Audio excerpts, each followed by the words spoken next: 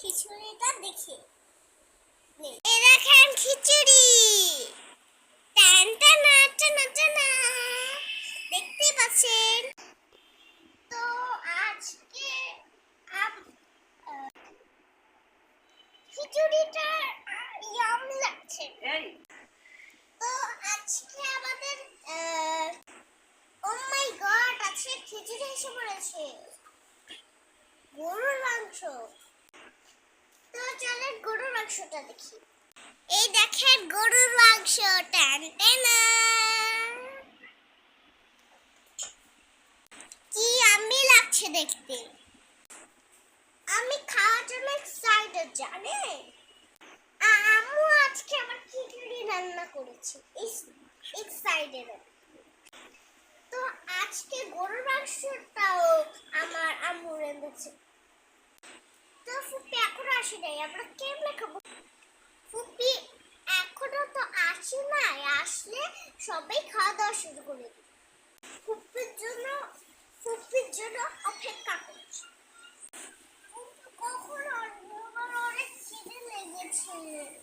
তো দেখো আমার বাবা মোবাইল টিপছে, আমার না অনেক বোরিং হচ্ছে। তো চলে না, কখন যে আসবে ফুপি? খিদে আমার পেটে চড়ে চড়ছে। ফুপি তাড়াতাড়ি, দিদা আমার ফোন দিয়েছে, যেগুলো সবাই বড় ফুপি আসবে।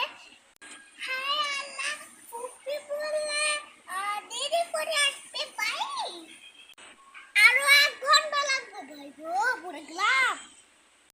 1 ঘন্টা কিভাবে আসবো? ফাইনালি ফুপি চলে আসছে, সবার খাওয়া দাওয়া শেষ।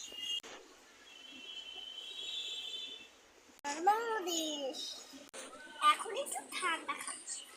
এই দেখুন, তো দেখেন আমার গাড়ির ভাইয়া, হাই বলেন।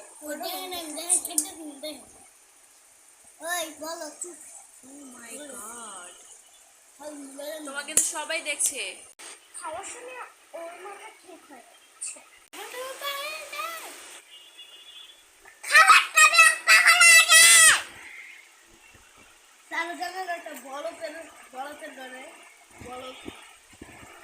তোমাকে বলদ বললো, কিছু বলো।